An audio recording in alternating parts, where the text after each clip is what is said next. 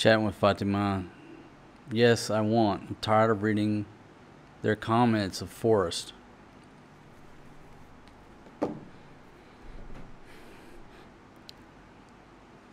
Folks, right up front, my son has autism.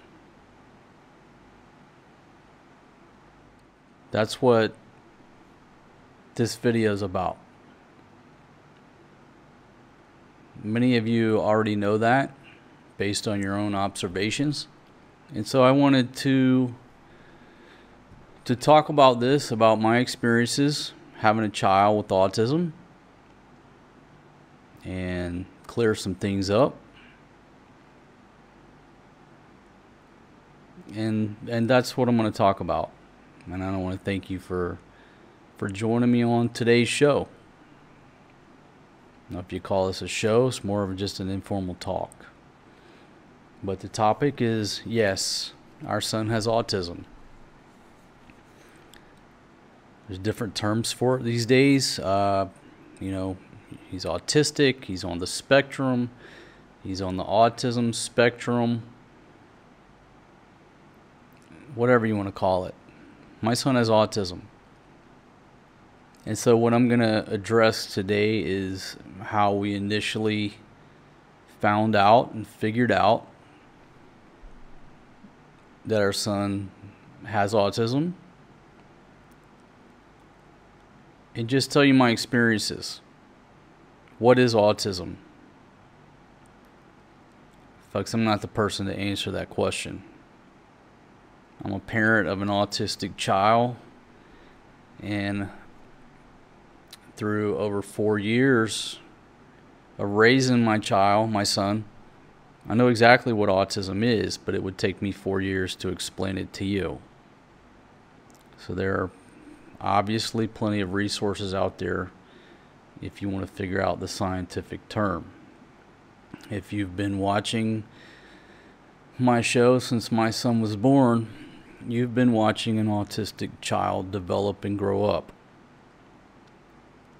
And whether you knew it or not, figured it out or not,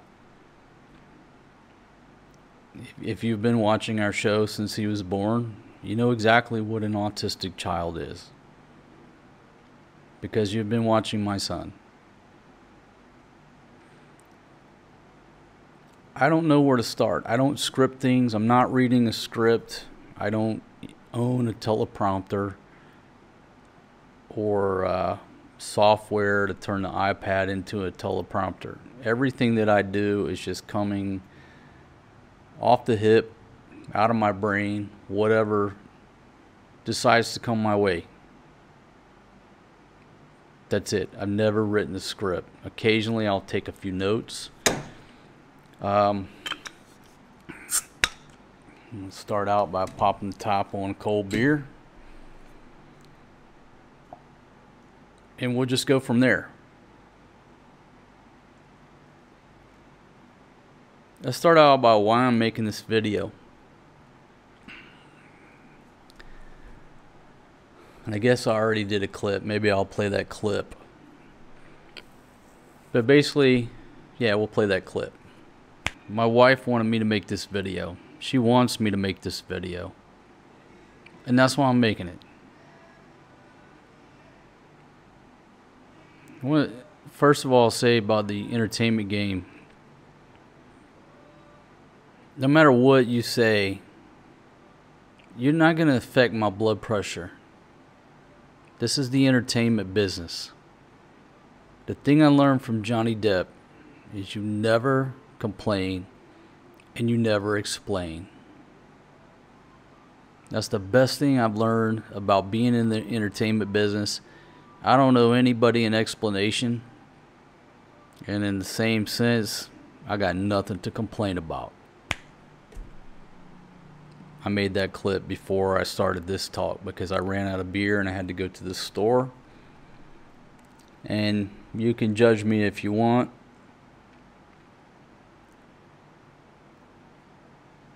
But my brain is very analytical until I start drinking beer, and then I turn into a writer, an artist.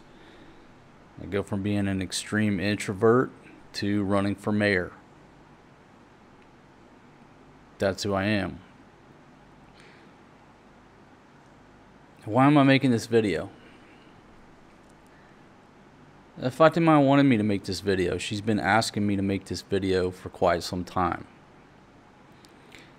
And as you just saw in that clip, never complain, never explain. That's the entertainment business. And when I first started, well, not when I first started, when Fatima first came into my life and she was on my videos on this show and would read mean comments, let's just call them mean.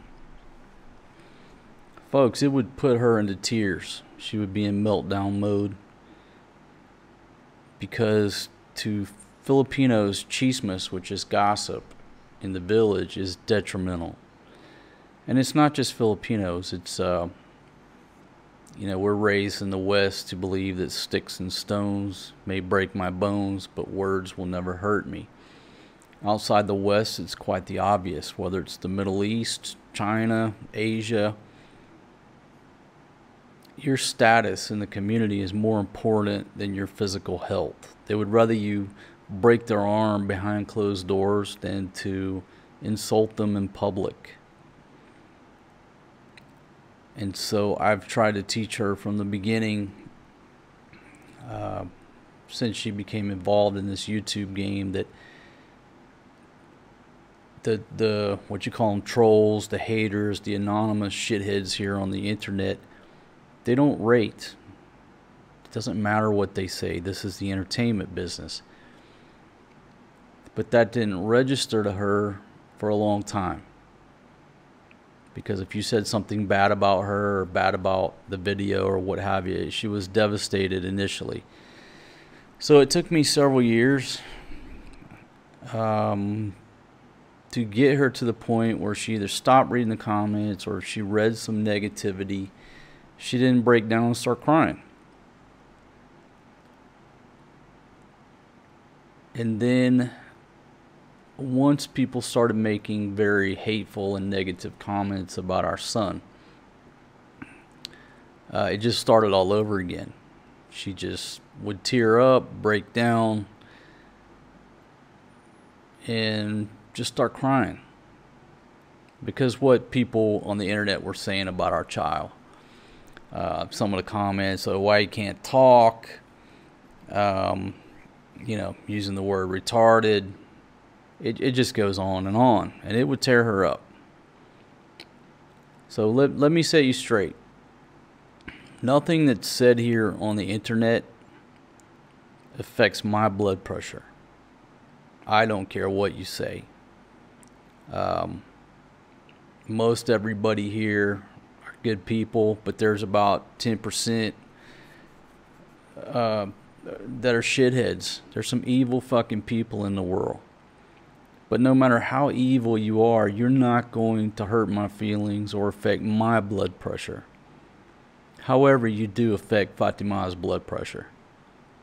You do cause her to cry.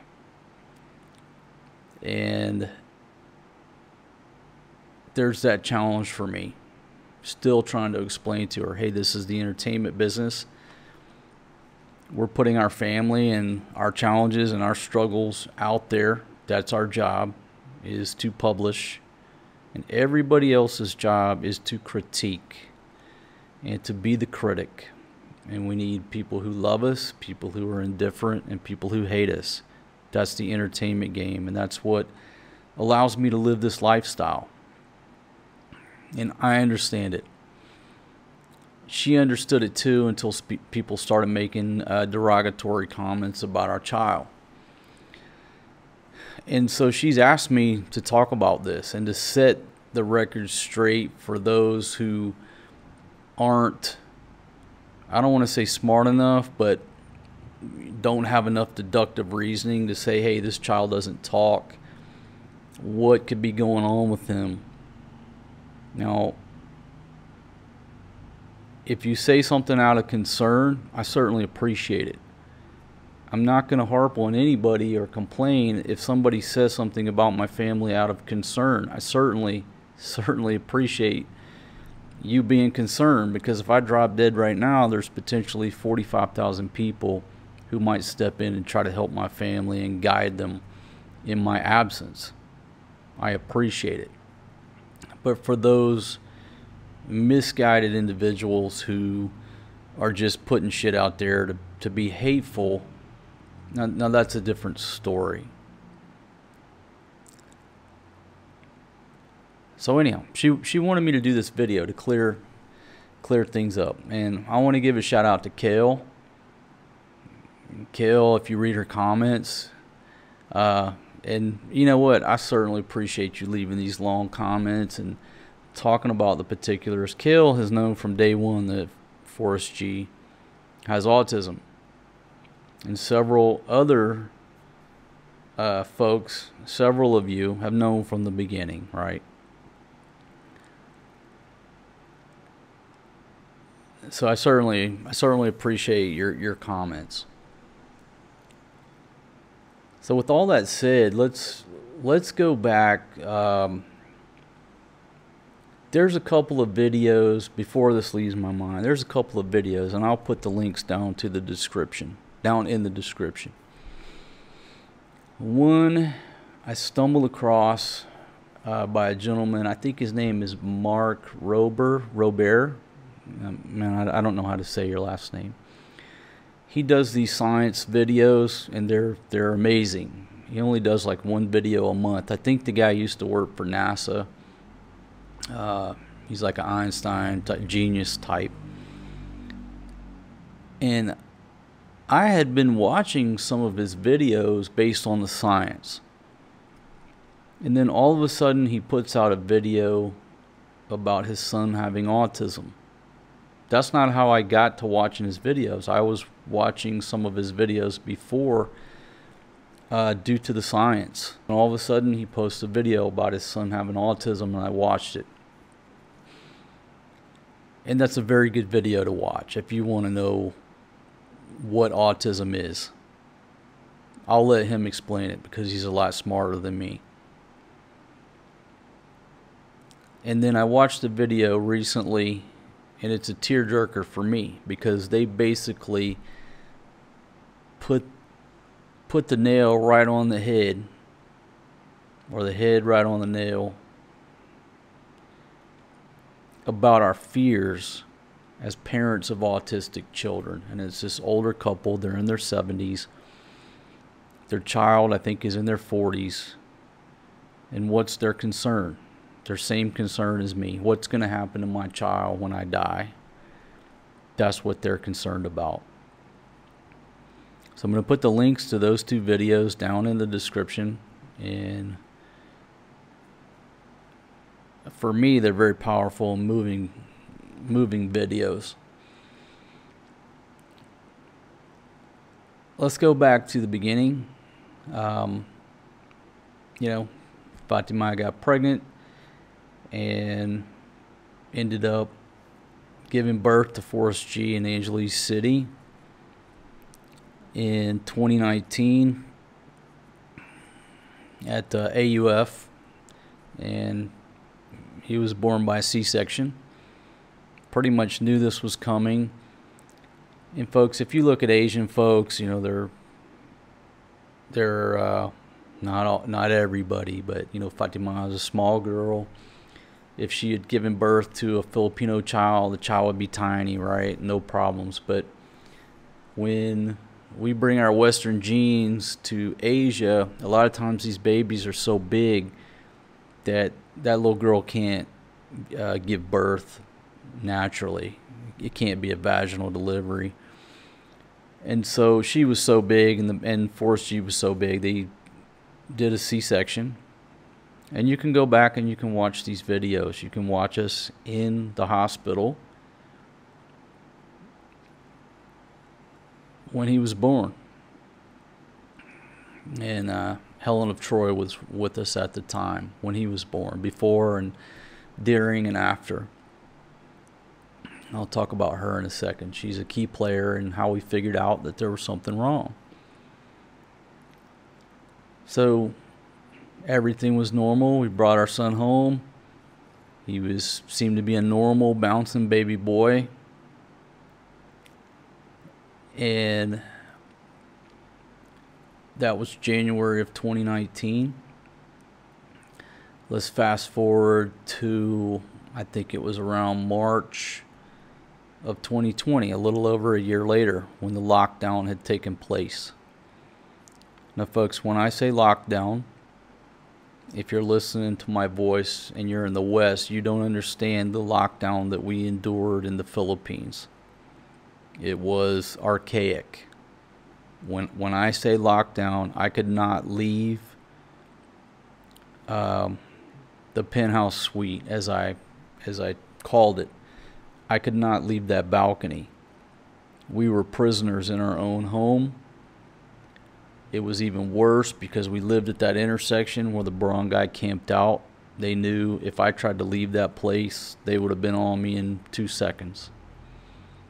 We were prisoners. It wasn't like you went to Walmart and you couldn't go down the dog food aisle and buy a dog toy, but you could buy food. No, no, no. This was a true lockdown, and I've lived through a military coup here in Thailand, and a military coup in Thailand was nothing compared to what we endured in the Philippines during this just absolutely ridiculous period of time. I don't want to get too far from that, but it plays into the story that I'm about to tell you. We were locked down. Helen was over in Angeles City. Everybody was getting locked down. No concern for their family or how they were going to eat. Nobody gave a shit. I actually had to, I paid a van driver who, the van was owned by a government official, and so they could make false documents. I didn't do this, but I'm assuming this is exactly what they did. And he went over and scooped up Helen of Troy and brought her over to stay with us at the penthouse suite, because you couldn't get through checkpoints. But where there's a will, there's a way, and where there's money, there's a way. So she got over there with us. We're living life. You're watching the videos. Many of you joined us and subscribed during that time period. Now, prior to that, we lived in Magdalena Homes. There was a playground. We took Forrest G to the playground every night. He was in his walker. We played basketball. He was after the basketball.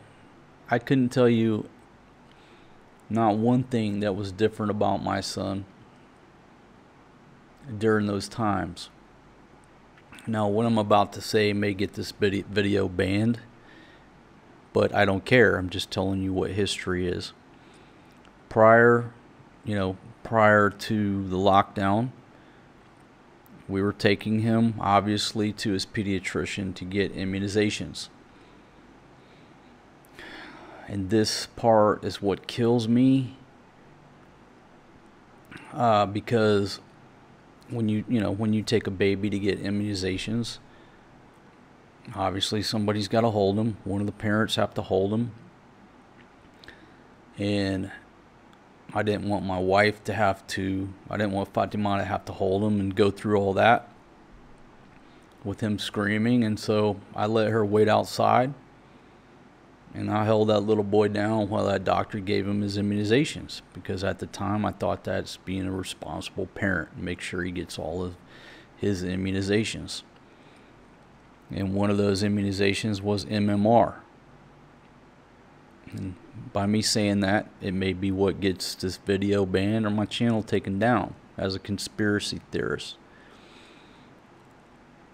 But he received a MMR vaccination. And then, this lockdown comes along and we're all cooped up in the penthouse suite there like prisoners, like everybody else in the Philippines. You're literally prisoners in your own home. And so you're very close, and you're observing each other's activities at a very close range. My only outlet was to get out on the balcony at night with my bootleg liquor, because there was an alcohol ban. Buying liquor was like buying drugs, but I was coming up with with bootleg liquor, get drunk on that balcony, do a crazy ass cooking show or a live stream or whatever, just trying to stay alive and trying to survive. And I'm very thankful that each and every one of you watched those shows, and you're part of what allowed us to survive in those conditions. So we seemed to start noticing that Forrest G couldn't hear.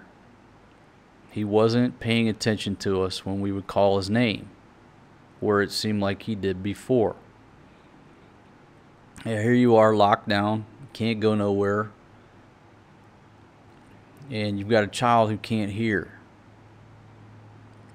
Now, I used to be in the medical field. I was a paramedic.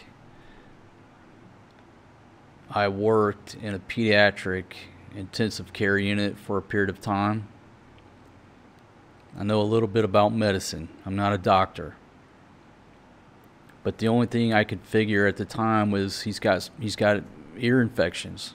His ears are infected. He can't hear. And you can go back to those videos, and at the time we lived down sort of a little bit east of the main road along the Mata River. And that's what separated the Alongapo side versus the Subic side. And the Subic side was a lot more militant than the Alongapo side. If you lived in Barrio Barreto, your life was pretty good during the lockdown. If you lived on the Subic side, your life was not very good. We lived on the Subic side. So they had shut down the jeepneys running to Subic. So if anybody needed to go to Subic, how do you get there? I fucking threw a backpack on and I started walking. Because what I decided was I just have to treat the symptoms how I know how. And so I need antibiotics, and I need antibiotic drops to go in his ears. It's an ear infection. That's what I was convinced of. Throw in my backpack and start walking. It was about 8 clicks up to Subic just to get to an ATM machine. And I don't even remember where I found, but eventually I got the antibiotics. I came back, and you have to understand, you can't just go to the hospital unless you got a bone sticking out. The hospital is not an option. There are no doctors. There's no specialists. Okay, eventually when the one hospital opened up, you had to have a fucking HORONDA test to get into the goddamn hospital. This ain't America where you dial 911 and you get medical treatment. It wasn't like that. I'm treating my son the best way I know how, and that's what I did. Treat him for the ear infection. It doesn't seem to change the situation, change his behavior. So we wait, we finally can get over to, basically you had to tell the checkpoint at the river that you had an emergency, right? I got an emergency, I got to take the baby to the hospital. We get over there, we finally figure out that somebody can do a hearing test. We get him in there to do the hearing test, and they brought him back out and said, his hearing's fine.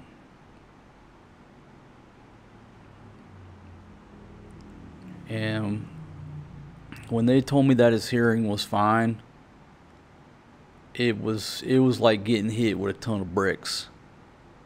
Because then you knew it wasn't something that was going to be solved with antibiotics.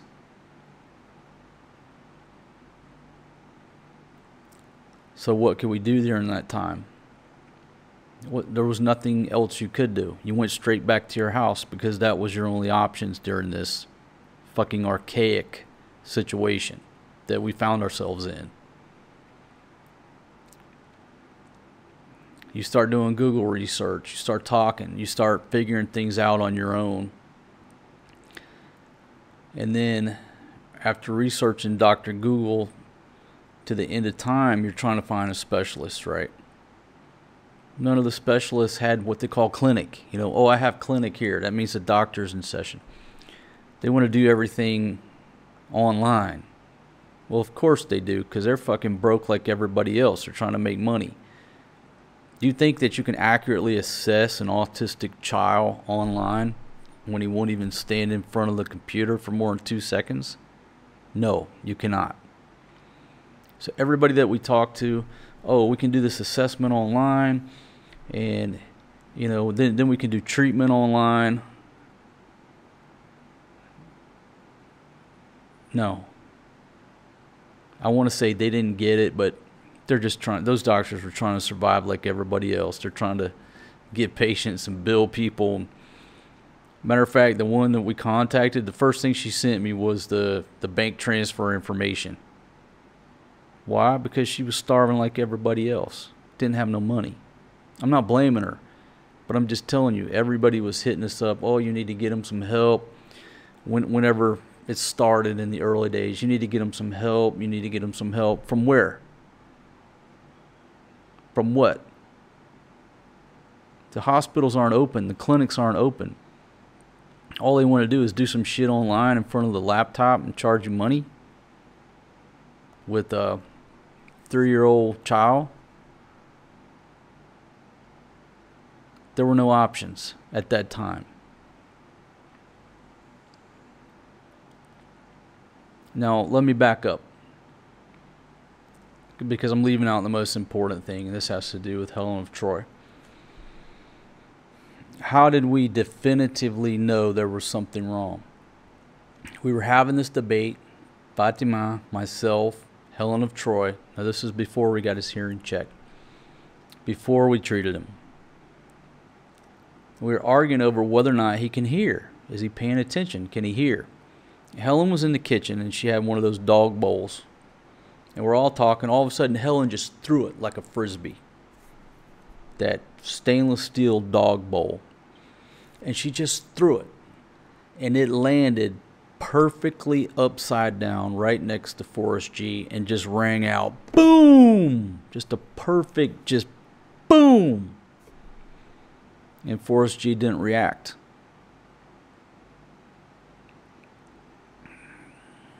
And I don't know. It's like the movie Forrest Gump flashed in front of my mind at the time when they threw a frag in that tunnel and Forrest Gump just stood there. But I went with, it's an ear infection. I can fix this. Antibiotics, antibiotic drops. He'll get over this. He's fine. But subliminally, that's what happened. She threw that bowl. I mean, she just fucking tossed it. So wonder the bowl didn't knock the boy out. But I guess she was just tired of the debate. We all were tired of the debate, whether or not he's paying attention, whether or not he can hear. And she just threw that fucking bowl. So wonder it didn't hit the ceiling. It was almost at the ceiling and just came down right next to him. Boom! Scared the shit out of all of us, but he didn't react. And then from there, I should have told that before. But from there, we treated, finally got the hearing test and realized it wasn't his hearing.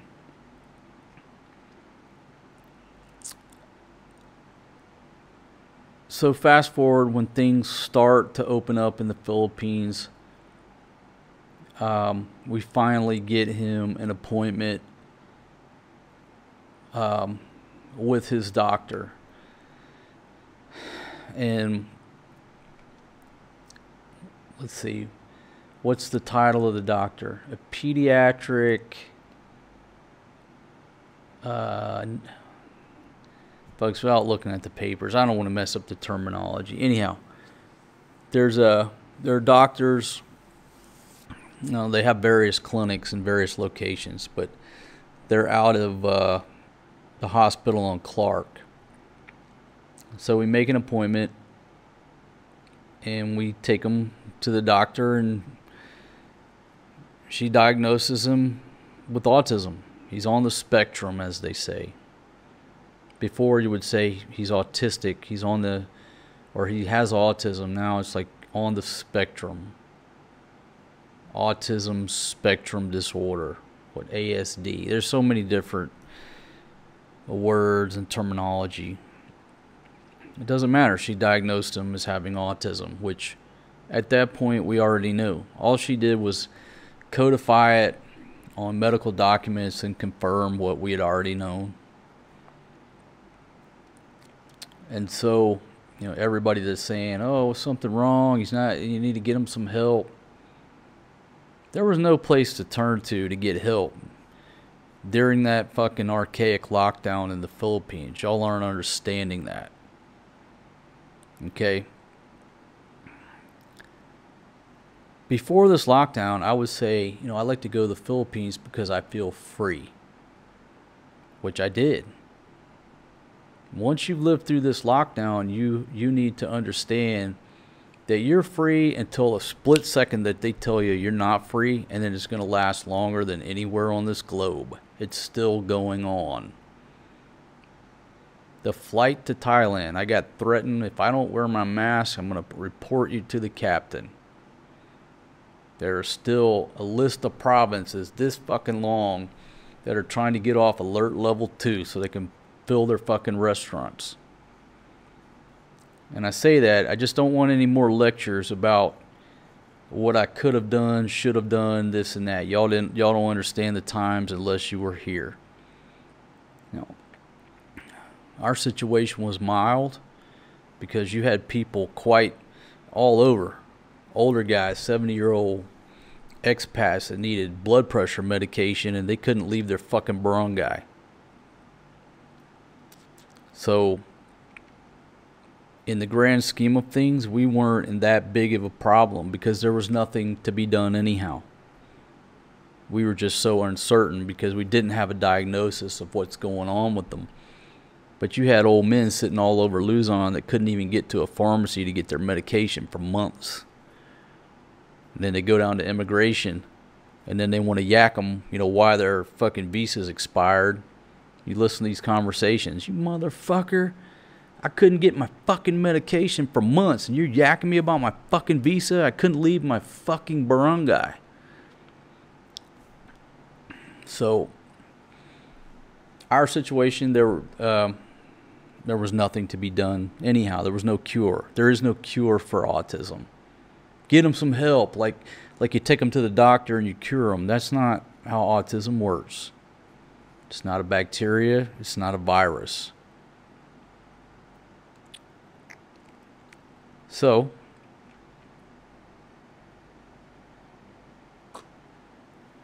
once the doctor told us what we already knew, things are starting to open up. What's the help? What's the help that you get for an autistic child? Well, the child needs to go to what's called OT, occupational therapy. And there's several centers around Angeles City that offer OT. And I'll give you a nice round number. It's approximately 800 pesos per hour. It's a lot cheaper than the United States, obviously. He also goes to SPED, special education. Those sessions are around 600 pesos per hour. And we started out at one center, we moved to another one, realized that was too far away, and we ended up with a center that's much closer to our home, and he certainly enjoys. And so he goes to what's called playgroup 3 days a week. That's approximately 8,000 pesos per month. And so he goes to playgroup 3 days a week. The other days he goes to OT. And so we're just trying to keep him in the school environment as much as we can. Now, coming up, he can go to pre-K. And his school is offering pre-K this year, but they have to do an assessment. And they're going to assess the children to see if they're can sit in the classroom environment. And if he can, then he'll attend pre-K. If not, then he'll keep going to his sessions for another year. So that's what's coming up. And so to all of you who legitimately have expressed your concern and said, you need to get them some help, and you didn't know what I'm telling you now, I say thank you. Thank you for being concerned about my son and about my family. I certainly appreciate it. And for those of you who are genuinely concerned and expressing yourself, it's on me. Because all you see is what I put out there. And if I put it out there and your perception is the young man is not getting any treatment, it's not your fault. It's my fault. It's like Sun Tzu. If the orders are unclear, it's the fault of the general. And I haven't been clear. So for y'all, I want to say thank you for being concerned. And again, there's a lot of you who knew from the beginning because you have experience with autistic children. And you see right through everything. Why has it taken me so long to talk about this subject? That's a good question. I obviously talk about this with my family and my close inner circle of friends. And the first people that I told about this outside of my inner circle, which they are part of my inner circle, but outside of family, I told Eric and Mercy. And I told them, even though I was tore up that night, I told them at a bar in Barrio Barreto. And after I told them, I just started crying. Fucking grown man crying right there in that bar. Yeah, that's me. But I wasn't crying for myself. You're not crying for yourself. You're crying for your child. That's the devastation. And I'm going to clarify all these points in a book. I've decided that my next book is going to be about my adventures in the Philippines. I have other books in my head, but I've decided no. I've got to write this book about my adventures in the Philippines, and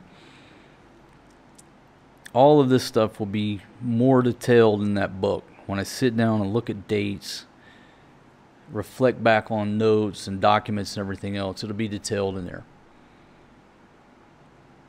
But the first people I told outside of my family was Eric and Mercy. And fucking broke down and bawled like a damn child at that bar. And that's about all I remember. But I want to thank Eric and Mercy, for being there for me. And again, I'm not crying for myself. I'm not crying for Fatima. You're just worried about your child and what's going to happen to your child. That's the worry. That's the concern. So, I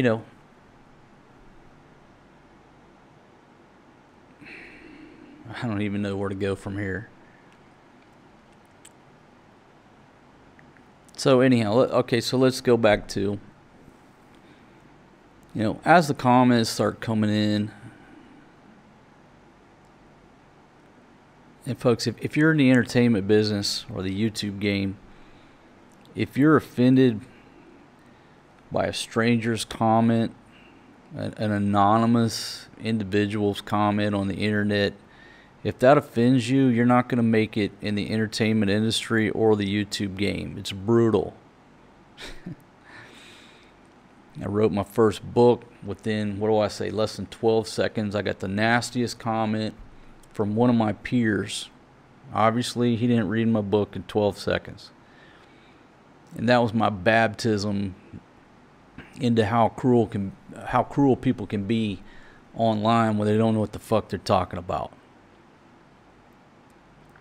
So again, I don't care, but Fatima does. Does that make sense?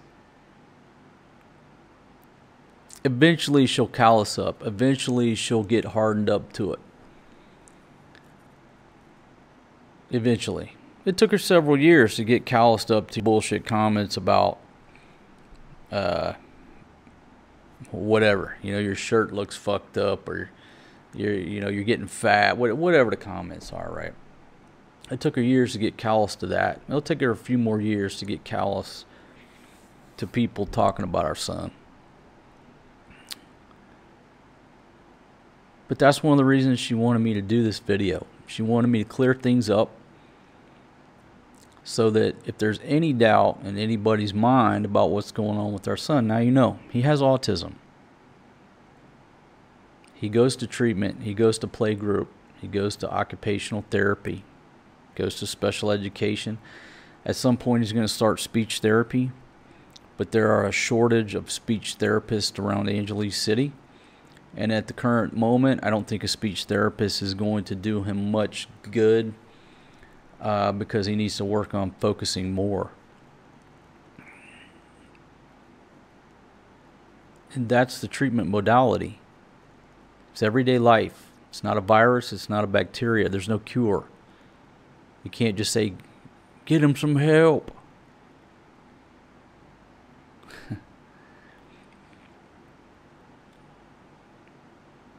So anyhow, that's the purpose of this talk. That's the purpose of this talk. You want to know about the causes and everything? I'm not going there. I'm not putting the effort in because it's already out there. The experts have already put that out there, and you'd be better off going and watching an expert. But I'll say this: if you've been watching us routinely since our child was born, you've been watching an autistic child grow up from birth, and you've seen the progression. Now, let's go back to, there supposedly is a nexus between MMR immunizations, measles, mumps, rubella, and autism. And again, that was what may get this video banned. RFK Jr., who's running for president, talked about this, and his Instagram account with 800,000 followers got banned for false information.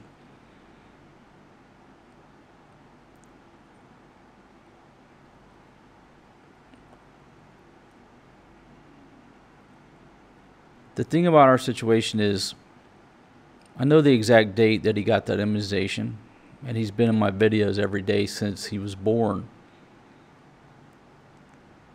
I think one could go back and take the before that date and after that date and draw some conclusions.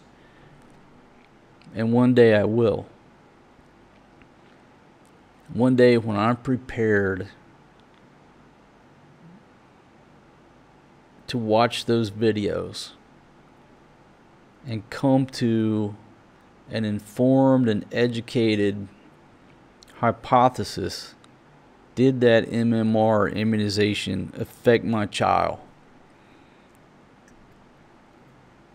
There will be a day when I'm ready to face that, but not now. I can't face it.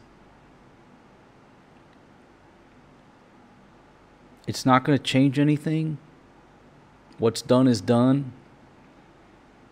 But if I go back and I watch those videos, and I see the shift right around the time when I held that child down in my lap and allowed that doctor to give him that fucking immunization, how could I ever live with myself? So right now, I can't go back. I can't go back and watch those videos prior to that time and immediately after the month, you know. He's in my videos every day. You will be able to see that shift. Right now, I'm not prepared to go back. It obviously is going to take a lot of time. There's thousands of videos, hundreds of videos before and after.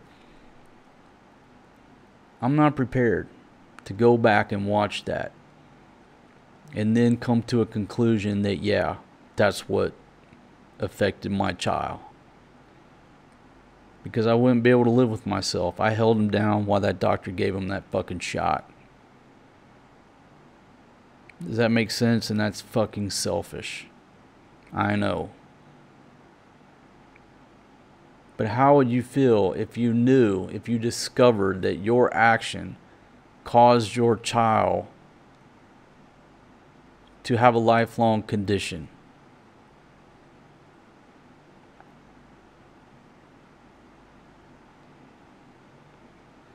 And maybe some of y'all will go back and do the research and watch how he acts, watch the videos. I'll put the data out there, not on this video. I can't even dig that up. But there are hypotheses, there's theories that the MMR shot is related to autism.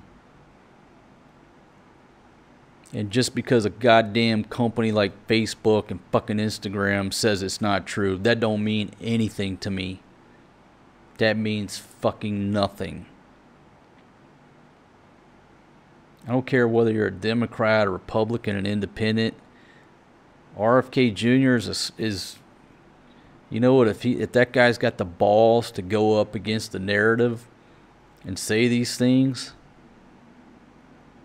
and come out and say that this fucking corona fucking virus vaccination is killing people, you know what, that's not a bad dude. I don't care if you're a Republican, a fucking Democrat, I don't care what he is. It tells me that he's capable of independent thought, and he's got a set of fucking balls big enough to tell the pharmaceutical industry and the United States government to fuck off. Oh yeah, that's my horse right there. Trump can be president, he could be the vice president. If I were them, I would go in and fucking make a deal. Hey man, we run against each other. If I win, you're the vice president. If you win, I'll be your vice president. Let's get this fucking country back on track. Shit, I went off on politics. But you know why it pisses me off? Because the fact that I'm talking about that possibility will get this video and possibly my channel banned. But there comes a time when silence is betrayal.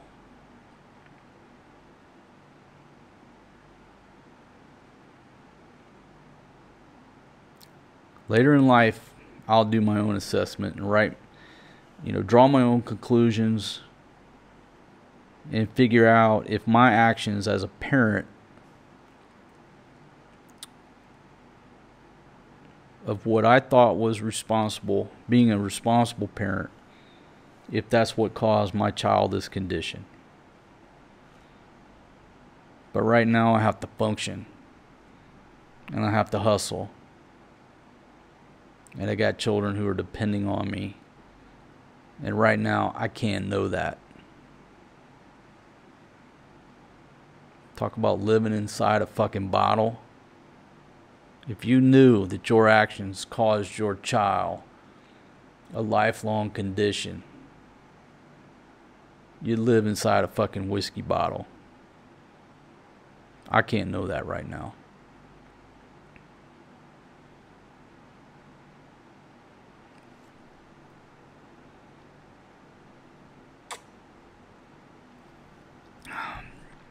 Took me about 6 beers to get this video queued up, ready to go.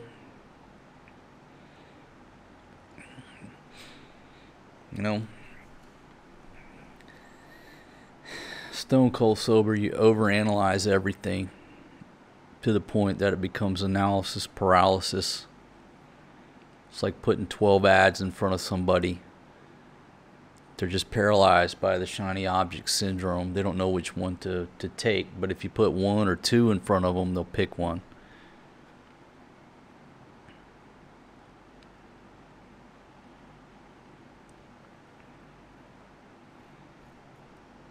I don't have any notes. I don't know if I'm leaving out some important parts.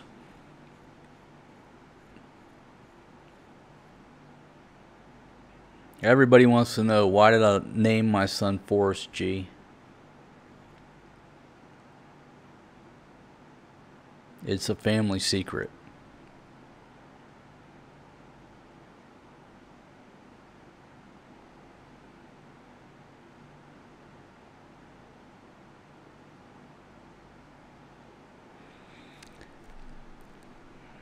Folks,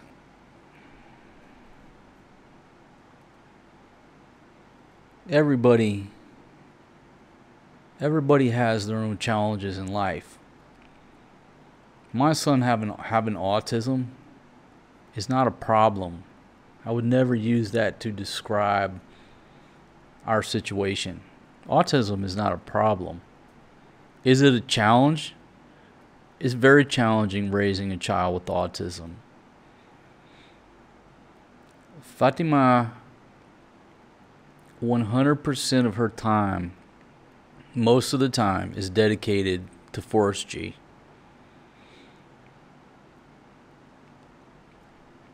And so you wonder why I have multiple ladies around.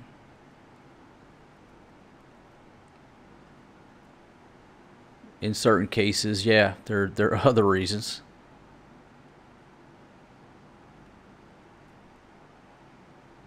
But that girl has her hands full. With an autistic child, you just can't let them go play in the backyard. There's got to be supervision. If you just tell Forrest you go play in the backyard, he'd be climbing over the fence and gone, just for example. They need a lot more attention, a lot more supervision than other children their age. And so she has a lot of work, responsibility, things to do that are concerning our son. And she also takes care of Maria. I said everybody wants to yak me about having 2-3 ladies around the house. You're looking at it, you're not looking at it from all sides.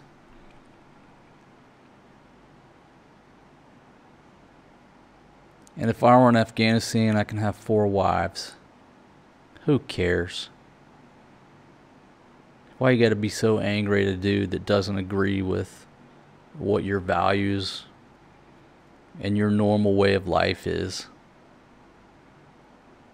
Okay, the Philippines is a Catholic country. Who cares? I'm not from the Philippines, and I really don't live in the Philippines. I've just been on an extended camping trip. Extended TDY because I was in prison during this lockdown. So, if I were in Saudi Arabia right now, and you knew for a fact I was a Muslim and had 4 wives, would you still be complaining because I have more than one wife? The best thing is that you live your life the way you want to. Let me live my life the way I'm going to. There's less stress on you. There's no stress on me. It's the stress is on you. But that's the current state of the internet. I create, everybody else critiques. That's the entertainment business. But just understand that when it's just her there, 100% of her time is dedicated to Forrest G, and everything else, it adds to like 130% of her day. I'll say this. And I'm not mad at them. I appreciate them trying to encourage us to come to church, but I got yacked a while back. Why aren't y'all been to church? Why haven't you been to church? Folks, when they go to church, Fatima is focused on taking care of Forrest G. How can she worry about Bible study and where Maria's at? And it's much easier when I have 2 or 3 ladies around. Not looking for your fucking sympathy. But maybe you could show Filipino wife number 2 some empathy. Oh shit, now things starting to make a little bit more sense. Alright folks. That's Filipino wife number 2 chat me right there.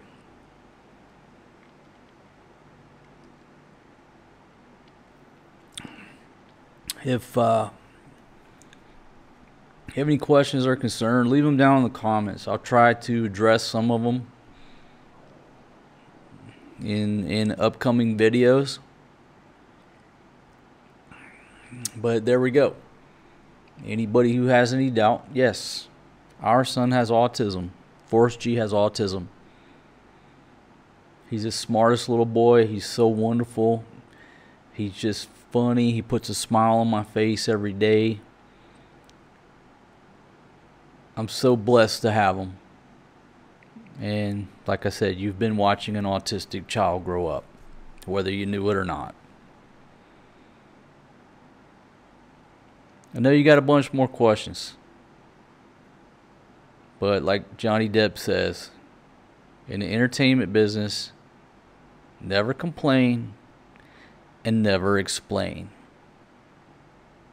That's how it works. You pick and choose the times to explain things if they have an inherent value or an entertainment value, or to, I guess, to connect to your audience, to your fans, to your friends. So I hope that I've brought us a little bit closer by explaining this. But all the things that don't matter, that everybody wants to know the answers to, I'm not that type of person to explain my every move to anybody. Not just you. I don't explain my every move to Fatima. I'm the motherfucking king, and I do what the hell I'm going to do. I don't explain myself to nobody.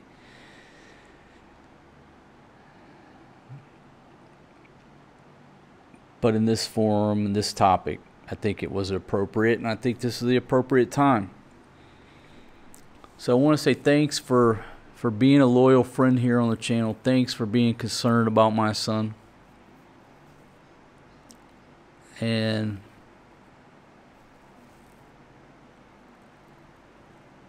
I hope you stay with us.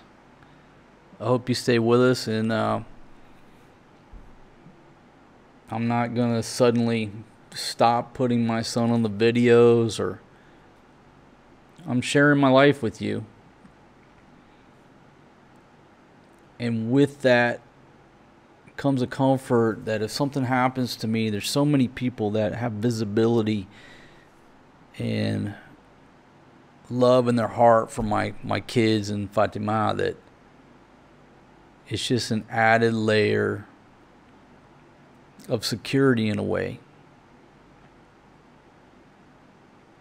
It's like I got 45,000 guardian angels looking over my family if something happens to me. And I feel comfort in that. I appreciate that. And it's another motivation for running this YouTube channel and doing what I do.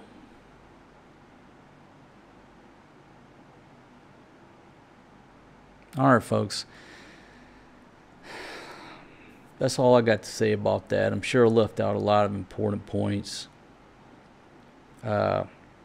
People ask me, does he take medication? No, he doesn't take any medication. There's no need for him to take medication. In the West, everybody wants to, put everybody on fucking meds. No, there's no need for him to take medication, folks. He's fine. He enjoys going to school. Now, the first place he went to, he tried to run out the damn door. He didn't enjoy. But, it's just, you got to get in the right groove with the right people, with the right scenario. And now he loves going to school. But no need for any medications. That's not even up for discussion. I mean, I asked the doctor, and she's like, no, there's no need for any medications, nothing like that.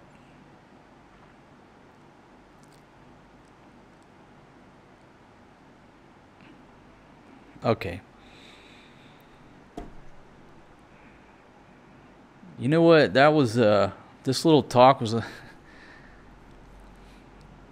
it was stressful. I've been wanting to do this talk for months because she's been asking me to do it for months to clear things up. I guess because the thought process, once we clear things up and 100% Anybody saying anything negative after this is an asshole, and they go to the asshole corral. Before, you can't get mad at people who aren't in the medical field and are ignorant of the facts. Now, ignorant doesn't mean dumb. It just means you don't know the facts. So she wanted me to do this so we can now determine anybody who leaves any hatred from here on out, well, you go to the asshole corral. That's it. Pretty simple.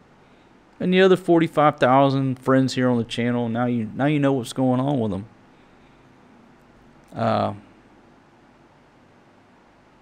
There you go. My son is a wonderful child. Oh my gosh, I love him to death. I love my daughter to death as well. These children have been a blessing to me. A true blessing.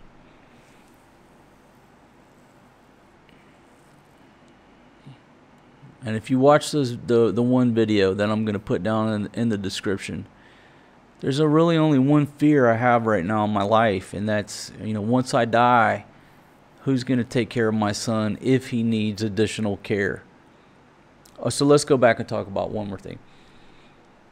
I'm thinking 10, 20 years down the line, oh my God, who's going to take care of him?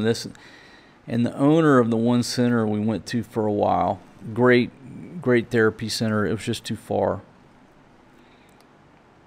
He's a young guy, he's the owner, and he looked at me and he said, listen, you can't think about where he's going to be 20 years down the road, because you cannot predict that with an autistic child. He may be able to function and live out on his own. He may need care. He said, don't worry about that. We worry about today. I'm just trying to get him to take the letter A, go over the obstacle course, and put it on the board where the letter A is supposed to go. That's what we're working on today. You're wasting your time if you're worrying about what's going to happen in 20 years, because you can't predict that.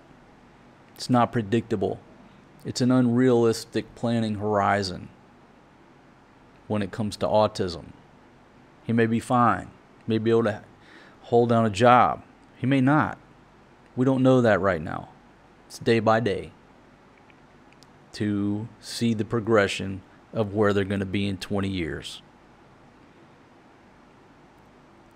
Normally, a longer planning horizon, the smarter you are and the more money you're dealing with, but not in this case, because you can't predict it. And that really gave me a lot of comfort and settled me down and said, all right, man. Okay. But in the same sense, it told me that I don't need to be living like I'm dying today. I have a new mindset now that I'm going to live to be 100, maybe 110. Because my son needs me. Now, I'm not the only one that's going to be there for him, but you know what? I want to be there for him.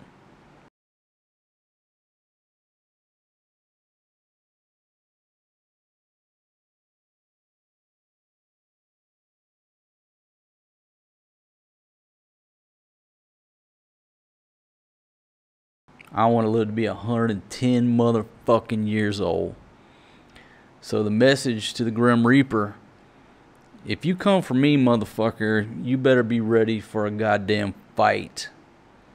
I'm going to kick you in the fucking balls. I'm going to break your fucking arm, and I'm going to take off running. And 6 months later, when you find me, motherfucker, I'm going to have a goddamn samurai sword. I'm going to cut your fucking balls off, and I'm going to take off running. You're not going to find me till I'm about 107 fucking years old.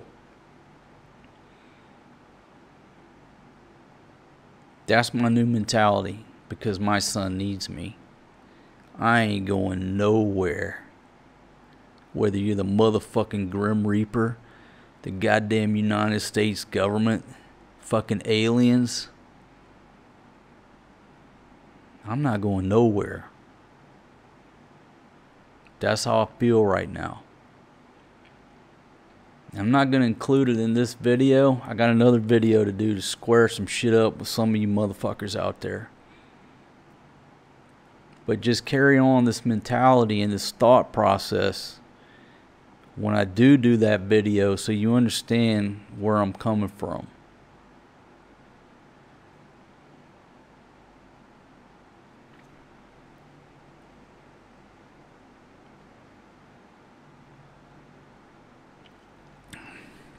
Again, thanks for all your comments, especially Kale. Thank you very much. You read Kale's comments. I think she knew from day one. Thank y'all for subscribing. Thank y'all for listening to my voice, watching my videos. I certainly appreciate it. You allow me to live this lifestyle. That's all I got to say, folks. That's all I got to say about that.